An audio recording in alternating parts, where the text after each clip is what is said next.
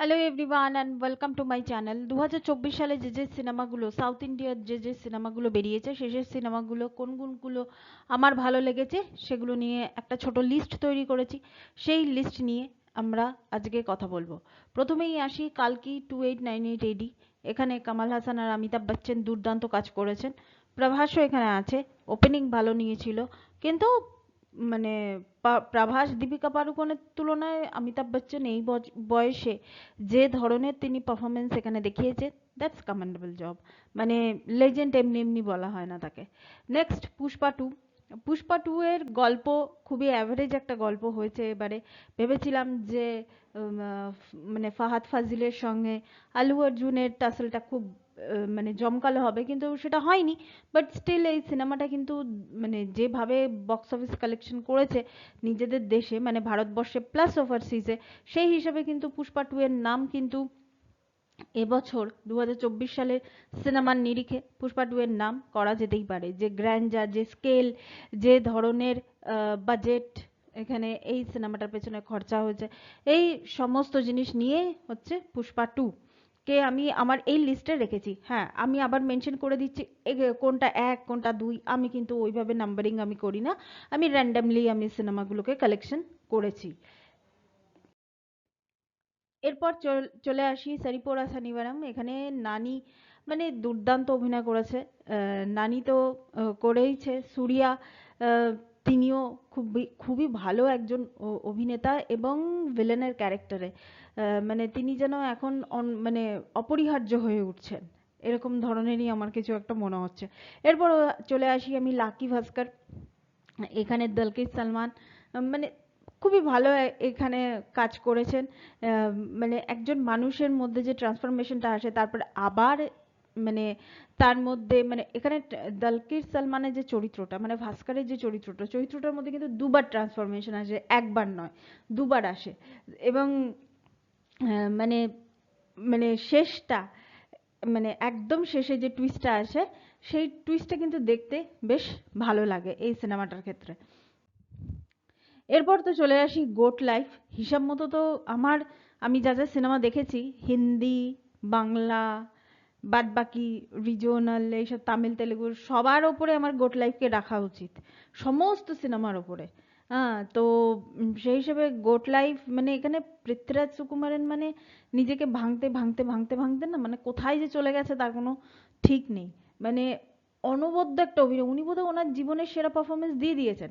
এরপর যা যা সিনেমা আসবে সব সিনেমাগুলোকে দেখবেন এই গোট লাইফের সঙ্গে, মানে যেখানে ক্যারেক্টার ড্রিভেন যে মানে সিনেমাগুলো হবে, সেখানে দেখবেন গোট লাইফের সঙ্গে কিন্তু একটা কম্পারিজন কিন্তু চলেই আসবে। লোকে বলবে ওই লেভেলের হলো না, ওই লেভেলের হলো না, ওই লেভেলের ম্যাচ করলো না, মানে এরকম ধরনের আর কি কথাবার্তা কিন্তু হবে। এটা কিন্তু মানে মানতেই হবে, এটা হবেই। এরপর চলে আসি পার্কিং। পার্কিং সিনেমাটা দেখে আমার এত আমি সারপ্রাইজ হয়েছি। সিনেমাটার গল্পটা কিন্তু এমন কিছু না, একটা গাড়ি পার্কিং নিয়ে, একটা গাড়ি আর একটা বোধহয় স্কুটি বা মপেড এরকম টাইপের কিছু পার্কিং নিয়ে, মানে যেভাবে বাড়িওয়ালা এবং ভাড়াটের মধ্যে যে ধরনের ঝামেলা, আর সেই ঝামেলা থেকে যেভাবে একটা সিরিয়াস নোটে এটা চলে যায়, মানে এটা তো দেখার মতো ব্যাপার ছিল। এই এই সিনেমাটা হচ্ছে মানে সাডেনলি যেন স্ক্রিপ্টটা যেন চেঞ্জ হয়ে যাচ্ছে, হাইতে চলে যায় একেবারে স্ক্রিপ্টটা। আমার খুব ভালো লেগেছিল এই পার্কিংটা দেখে, আমি কিন্তু এনজয় করেছি। এরপর চলে আসি কিষ্কিন্দা কান্ডাম। কিষ্কিন্দা কান্ডাম তো মানে দারুণ একটা থ্রিলার মুভি এটা হয়েছে। একই জায়গায় একটাই মানুষ এরকম লুপে ঘুরতে ঘুরতে মানে সারা জীবন ধরে সে ওই লুপেই ঘুরছে।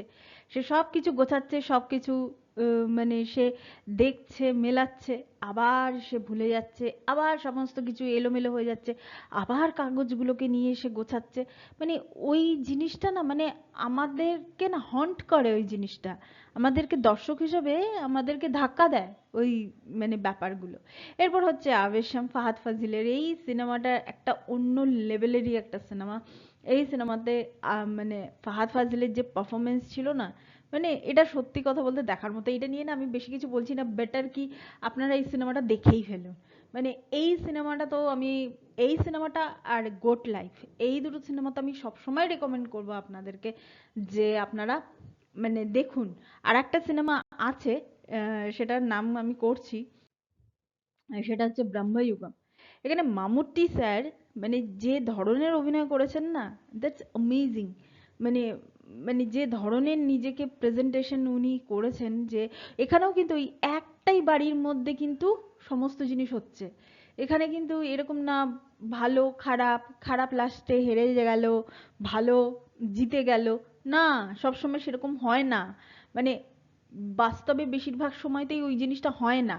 ওই জিনিসটা হয় না বলেই আমরা সিনেমার মাধ্যমে সেটাকে প্রকাশ করি, কিন্তু বাস্তব জিনিসটা কিন্তু অন্য রকমের হয়।